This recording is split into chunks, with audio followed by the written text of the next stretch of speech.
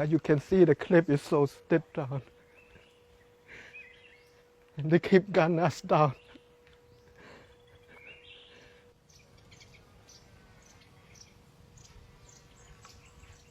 We have no way to get down. We have to hold the wire to lower ourselves down,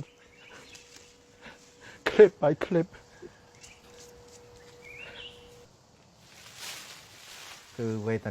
When we helped the old people, they fell down and crashed into the branches.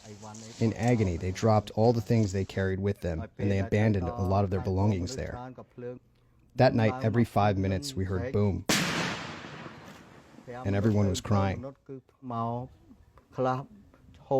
People appeared with blood all over their body, some of their eyeballs falling out. Broken skulls, screaming, looking for their mother and father. You know, I lived through the Khmer Rouge. I thought that was bad.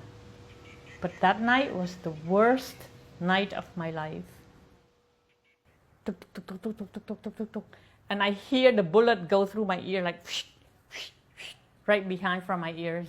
And I saw a little girl in front of me. The bullet hit her head and she collapsed. I hold on to my mom's hand, and my thought was, at least we die together as a family. They want us to walk on those landmines, and then very few survive, and it would make a good lesson that we will never come back to Thailand. They want to kill as many refugees as they can. So walking 40,000 refugees through the deepest mountain with no water and with gun behind us, that's one way to kill people.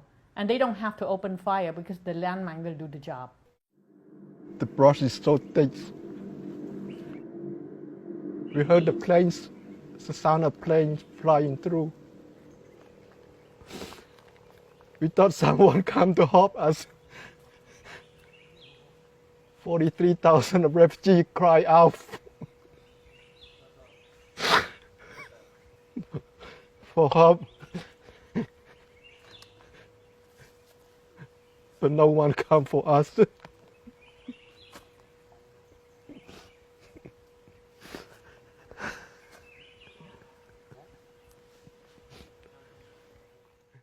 The border soldiers call it Ghost Mountain because they hear the cries of children at night.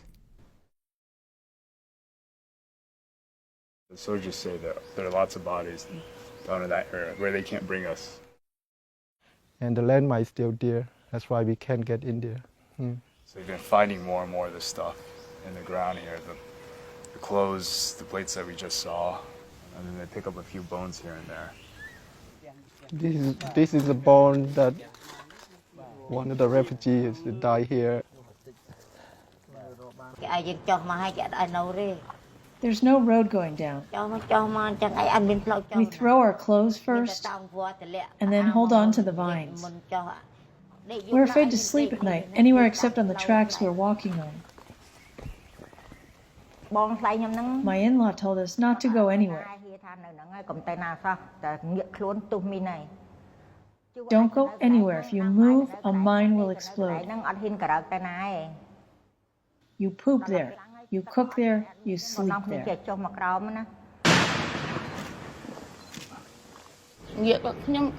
Everyone was falling. All of us fell to the ground. And then in a moment, I gained my consciousness. I saw blood on my hands. All here was broken, my right and my left.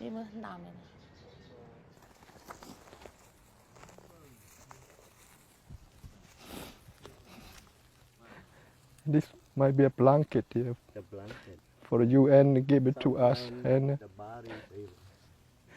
sometimes they use that to cover the body because the body is always. They wrap the body and just let it sit and rot it.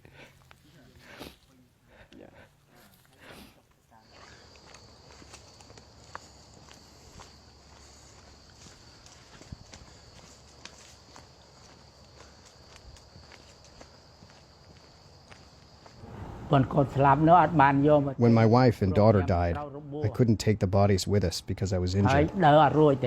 I couldn't walk. My arm was hit by a landmine. My nephew carried me, put me on a rice bag hammock, carried me, and took a month with no food. At the place where my wife was struck by landmines, 14 people died.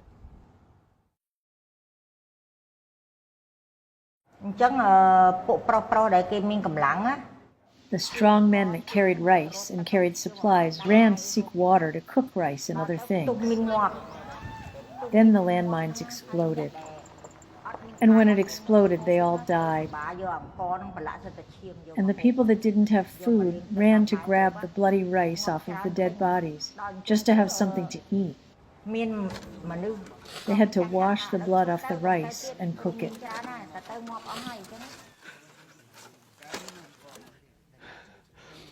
Thousands of refugees passed through here. 13,000 lost their life. This is all they left behind. Yeah.